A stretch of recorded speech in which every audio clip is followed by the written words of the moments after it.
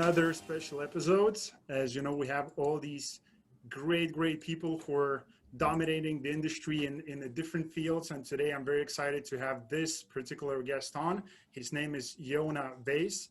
He's a powerhouse with property owner's tax savings. As a business director at Madison SPECS, a national cost segregation leader, he has assisted clients in saving tens of millions of dollars on taxes through cost segregation. He has a background in teaching and passion for real estate, as you're going to find out in this interview, and helping others as well. So he's a real estate investor and host of the new podcast, Weiss Advice. So that's going to be included, of course, in the show notes, so you can go and check it out.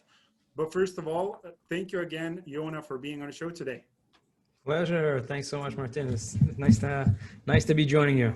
Definitely. I'm excited because I've seen you on the different platforms before. I've seen you on LinkedIn, because people should go and follow you there as well.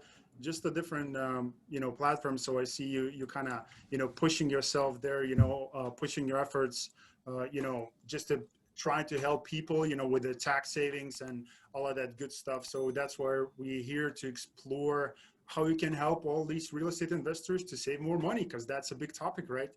So maybe first of all, maybe you can tell your background and the story. How did you ended up in a position being a business director at Madison SPECS? Sure. I actually have a background in teaching, so I didn't get involved in real estate till about 5 years ago. And when I did, it really was, to me, more about, finding some sort of income, secondary income. But more than that, since my passion is in teaching and my education background, I really am just kind of driven to learn as much as I can. And with that, whatever you learn, you can go ahead and teach. If that's really what the nature of a teacher is. You want to help people, you want to teach people. So for me, that was a big thing for me. So everything I learned, I just wanted to help other people as well. And so I kind of continued in what I did, whether it was, the beginning I was doing commercial mortgages, then I was doing some residential brokerage, just kind of learning different areas of real estate and commercial real estate specifically, until I wound up at this company, Madison. So Madison is an incredible national real estate servicing company, and we do a lot of different things. One of those things is cost segregation. So that's a really cool tax savings strategy that a lot of people don't even know what it is. So I found my kind of niche in just teaching people about it, and making people aware that these strategies can even, are feasible. And that's really how I kind of got my space in this industry. That is interesting, because you could have choose a path where you became a teacher, university, school, teaching whatever subject you want to. But I mean, I don't want to go ahead and start preaching that school is no good, but we all know, it doesn't help a lot, just a little bit. And I think in this position, being a business director at this company, you're helping, a lot of people, financially, which impacts a lot of people at the same time. Let's say, if somebody saves money, or on taxes with the real estate, maybe that money is going to go to charity. So you see, the impact could be huge, with what you're doing currently. Absolutely. So for the people, again, who are not familiar with the cost segregation is, maybe you can give a quick rundown what it is and what do you do specifically? Yeah, so it's really a interesting, like I said, tax savings tool. It's a tax strategy, and essentially all it is, and this applies, mostly to obviously United States real estate. The U.S. tax code has a different way of what's called depreciation. So a lot of countries have this, but depreciation is essentially a tax write-off based on the value of your property, and saying that in theory, things go down in value as time goes on. And everyone understands that, right? When you drive a car off the lot, it goes down in value, even though intrinsically it hasn't gone down in value. It's the same exact thing for one. So real estate is really interesting, and that's actually going up in value. There's no real intrinsic loss of value to a property, but the tax code gives you a write-off, a deduction, based on the principle of things go down in value. So that's called depreciation.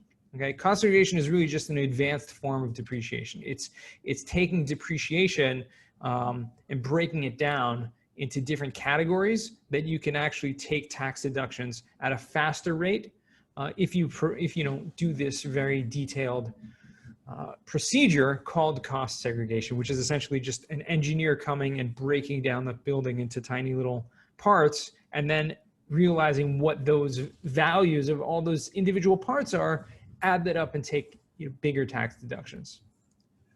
Okay. So that's kind of in a nutshell. Again, for people In a who want to nutshell. explore the topic more in detail, again, maybe because the time is not here for that, you definitely can contact Yonah. So at the end of the show, we're going to include the links that you can go and follow him and get in contact. But like talking about the clientele, like who would be a perfect client, for that you can help? Specifically, people who are classified as real estate professionals, really anyone who owns a property, as long as it's not your personal residence, you can do cost segregation on it. So it doesn't matter what the size, shape, type of property is. It doesn't matter if you've owned it for a number of years. You can actually still get those tax deductions and accelerate the depreciation to increase your cash flow. But what I said in the beginning is someone who's a real estate professional is actually a tax terminology. So the IRS defines someone who spends the majority of their time in the real estate trader business. So if you have rental properties and you're involved in that business, you can actually use deductions, use cost segregation, use these depreciation deductions to offset your income from any other source. Okay, which is really interesting. Usually depreciation, it's like a rental property benefit. The IRS says you own real estate, so we're gonna incentivize you to buy more real estate, to invest more in providing housing for people. So we're going to give you this deduction, but usually that deduction is just to offset your rental property income. Okay, it's passive income. You can use this deduction to offset that. Comes this rule of real estate professional and says if you classify as this real estate professional, you can now use these tax deductions not only to offset your rental property income, but to offset any other income that you or your spouse may have. So that's why I say this is why it's most beneficial. Yes, who's the best person, right? Who's going to get most benefit out of it? Anyone who owns a property, but once you get this real estate professional status, you can now use this way above and beyond just your real estate income and take literally to the next level. Okay. So how do you define the professional, the real estate professional? Is it the guy or girl who owns one unit, or like when do you become a real estate professional? So the IRS defines it as someone who spends more than 50% of their time, their working hours. So basically you can't have another full-time job. It means your full-time job is in the real estate trader business. So either you're managing your properties, you're operating. It can be one, but if you think about it, it's not really a full-time job to manage one property, one single family property. If it's a multifamily, more likely. Okay, if you're self-managing, operating, brokering, if you're involved in that, if you're involved even in construction or renovations, anything where you're spending your time to help your properties, that's considered real estate trade.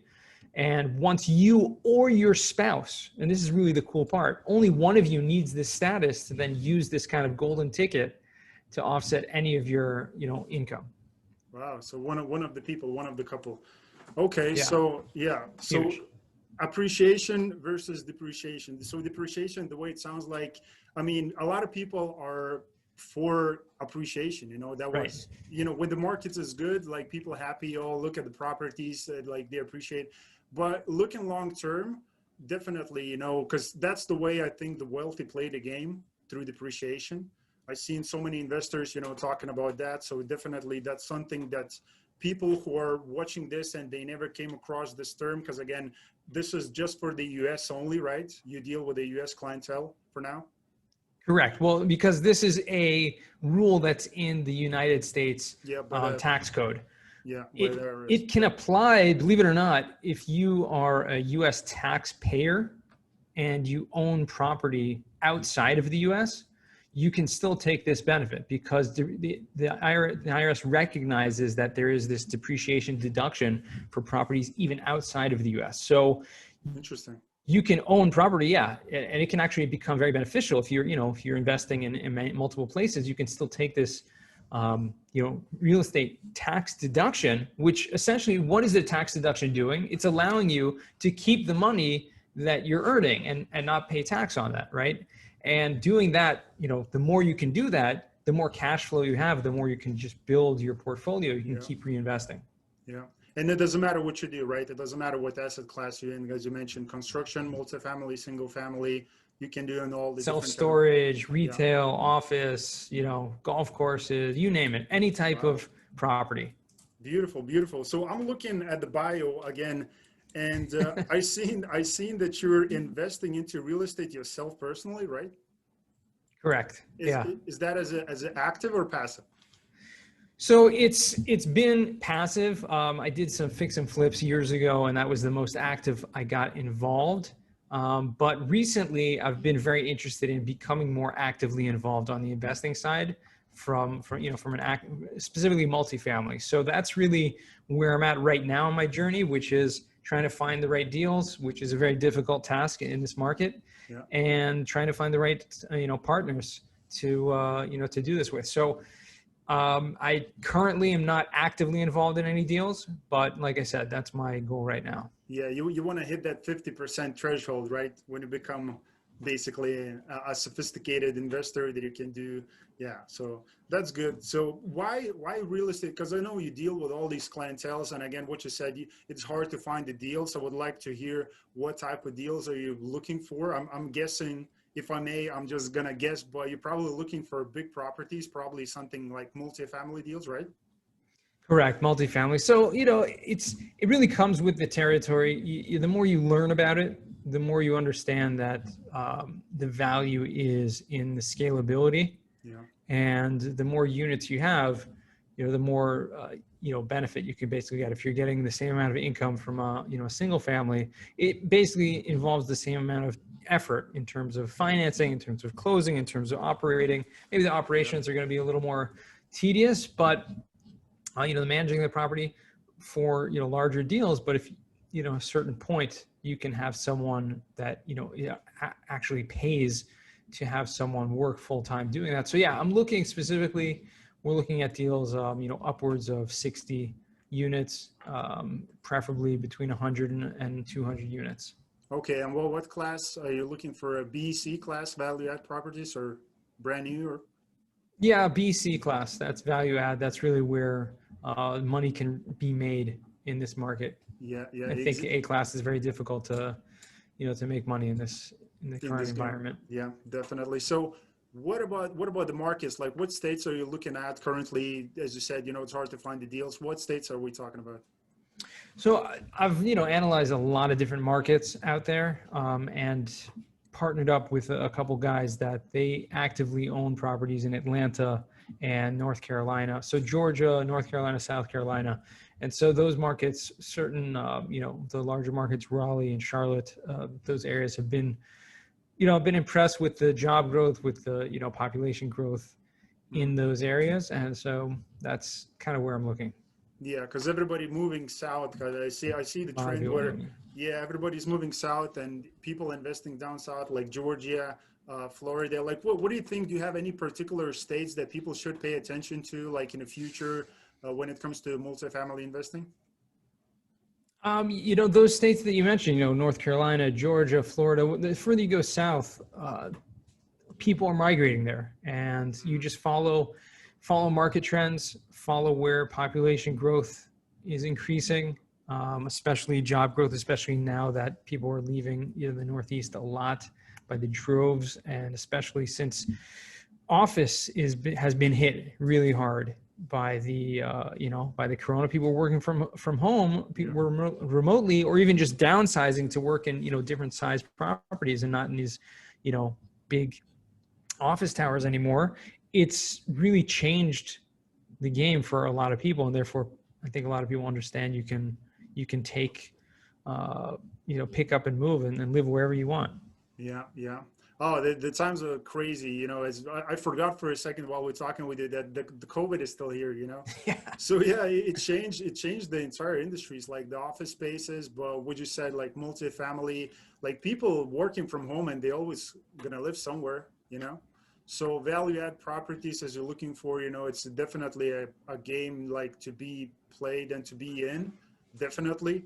like I'm not playing that game yet, but like we're looking at that part as well, because again, that's how you create wealth. Part of the tax saving, cost segregation, tax write-offs, and the scalability, and it's a beautiful game. Exactly. So for the people who are watching, because I know you kind of maybe at the same time, again, I don't want to say it wrong, but maybe you're just kind of learning the real estate game as well. Because I guess there's a lot of people shifting their attention towards that, because again, sadly enough, millions of people losing their jobs, and probably more millions going to come in the future. I mean, it's a sad truth, but there are some people in a position that might be willing to put the money in, invest in the real estate. So the question for these people, I think that they should want to ask, like, where do you start?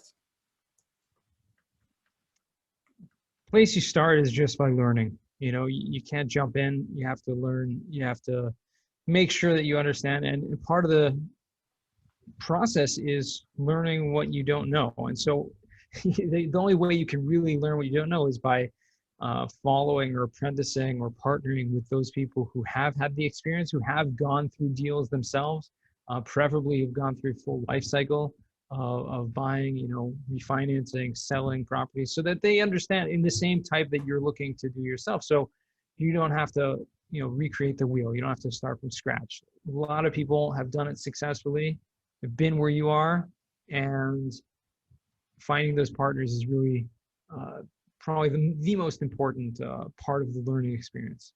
Yeah. And as you see, guys, Yonah didn't even mention the books. So I guess that's the key of going fast, right? Finding the right people who already Exactly. have the knowledge, the experience, the know how to everything, and it rubs off, on you when you spend a lot of quality time with them.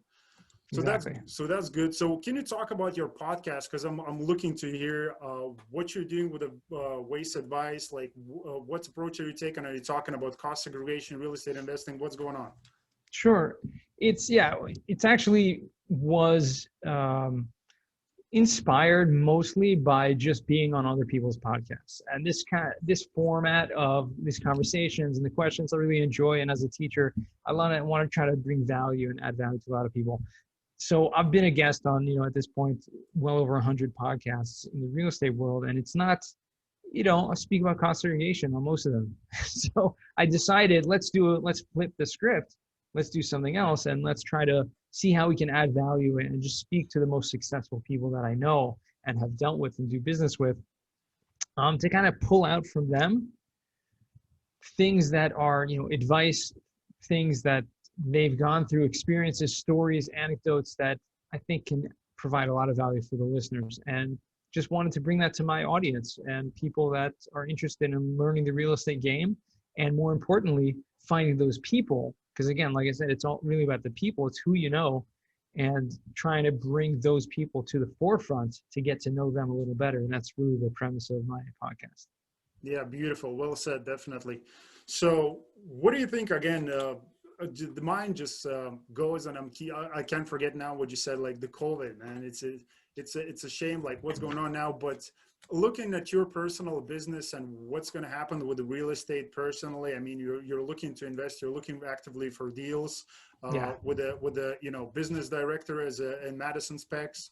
Like, what do you think? Because long story short, when I used to like talk with the people, and that was prior to 2020, I used to say, like, it's going to be a beautiful year because the number is just beautiful. 2020, exciting year. And the COVID hit, right? So whatever happened, Yeah. happened.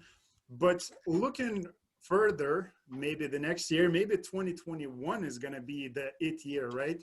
So, like, what are you planning to accomplish? You don't have to go into details if you don't want to, but for your personal business, what are you looking to do in an upcoming year? I think finding the first deal would be huge. Been looking for probably the last 9 months, and really there's been a couple that have fallen through, partially because of the environment, the COVID, the financing fell through on a deal that was supposed to happen in April. And so just that, I think that would be a huge milestone, a huge step in the right direction. Here you go. Sounds like a good plan, definitely. So, okay, so people, I think people should definitely contact you and talk about, tax savings, because again, probably 80% of you guys who are watching this episode, you are from States. And I know a lot of you investing in real estate. So again, I'm pretty sure some of you didn't heard about tax, tax benefits as cost segregation. I didn't came across, Yonah before, so I never knew about, the topic that much. And again, I would love for you guys to go and check him out, contact him, get in touch with him, ask as many questions as he's willing to answer. But, how people can find you, like what platforms are available? I'm most active on LinkedIn. That's the biggest platform that I use consistently.